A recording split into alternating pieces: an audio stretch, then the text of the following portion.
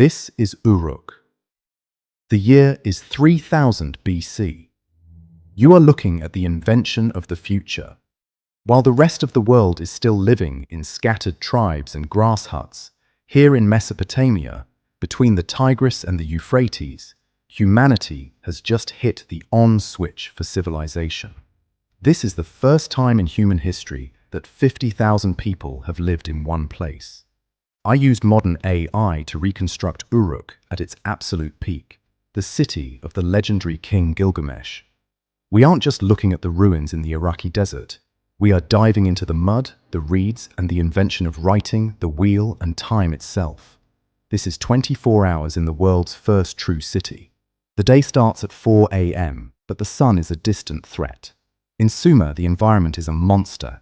It is a flat, baking floodplain where the heat can literally kill you by noon. You wake up in a house made entirely of mud. Everything here is mud. There is no stone, no timber, no metal in the ground. You sleep on a raised platform covered in woven reed mats.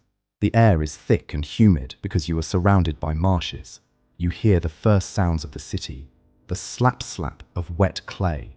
Potters and brickmakers are already at work because the mud is the only resource they have, and they've learned to turn it into an empire. By 6 a.m., you step outside, and the visual shock hits you. Today, we think of Sumerian ruins as brown, dusty mounds, but in 3000 BC, this city was colorful. You walk past a massive wall in the Iana district, and it's covered in cone mosaics.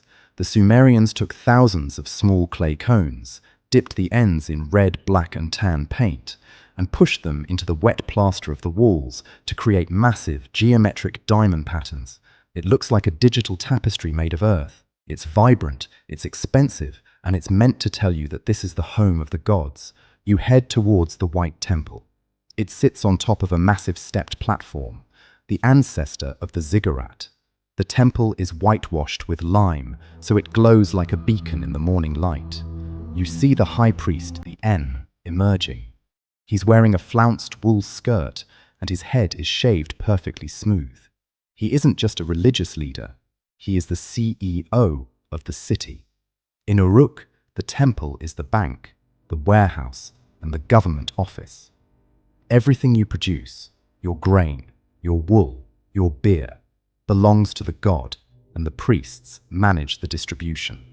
By 8 a.m., you see the most important invention in human history taking place. You walk into a temple side office, and it's full of young men sitting on the floor. They aren't writing poetry.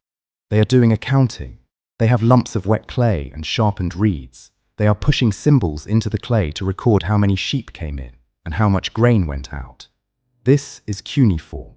It started as pictures of cows and beer jars, but it's becoming abstract. You are watching the literal birth of data. Before this moment, if you died, your knowledge died with you.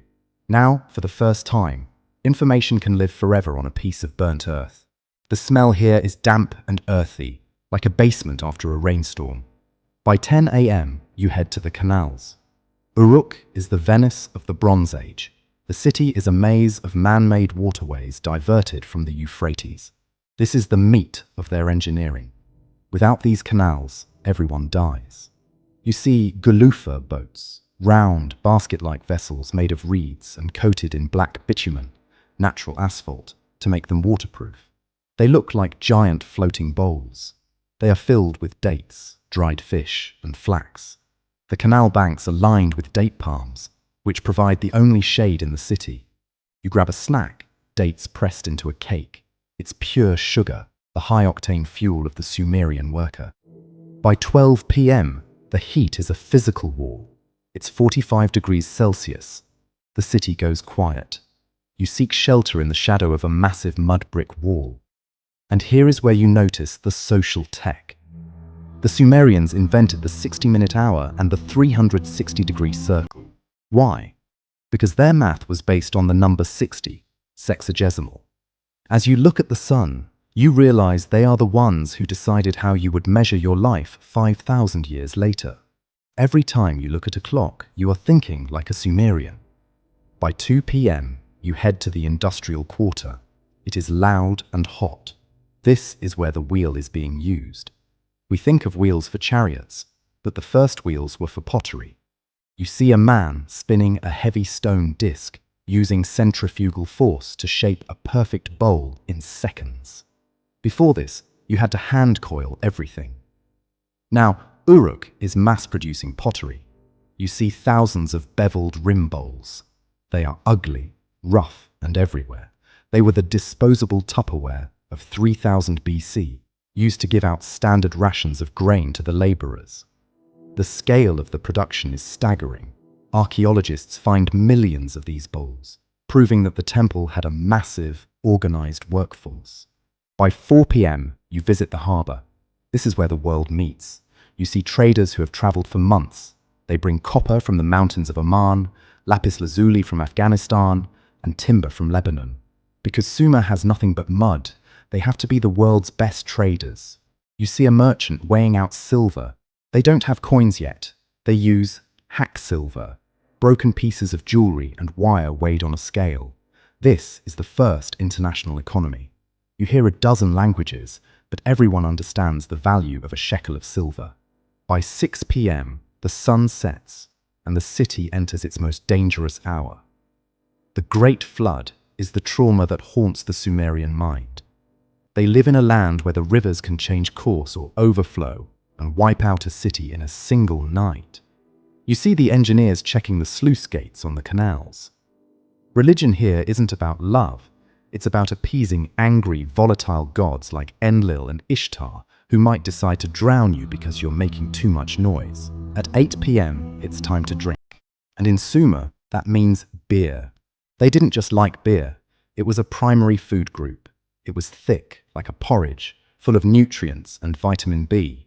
Because it was unfiltered and full of floating husks, you don't drink it from a cup. You drink it through a long, thin reed straw. You enter a bit canoe, a reed tavern. You see a group of men sitting around a large clay vat, all with their straws in the same pot. It's communal. They are drinking liquid bread. They have dozens of types. Dark beer, fresh beer, aged beer. It's the only way to get clean fluids in a world where the water is full of parasites.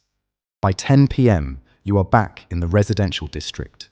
The houses are packed together, sharing walls to save space and keep the interiors cool. You climb up to the flat roof. This is where the social life happens.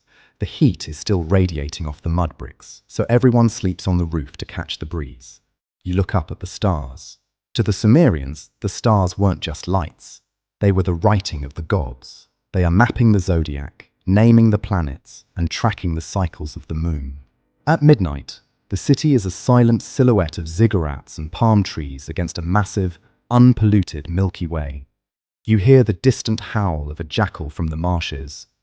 You realize that everything we take for granted, living in a city, having a job, using a calendar, writing a grocery list, started right here on this muddy bank of the Euphrates. The Sumerians were the first to realize that if you organize, if you write things down, and if you build together, you can conquer the environment. They took a swamp and turned it into the center of the world. They invented the blueprint for every city that has ever existed. In 2,000 years, the rivers will shift, the soil will become too salty to grow grain, and Uruk will be abandoned. The desert will swallow the colorful mosaics and the libraries of clay. But the code they wrote, the math, the time, the law, is still running in the background of your life today. Thank you so much for watching. This was the deepest dive we've ever done. I'm thinking of doing the Indus Valley Civilization next, or maybe the first days of ancient Egypt. Let me know in the comments what you want to see brought back to life.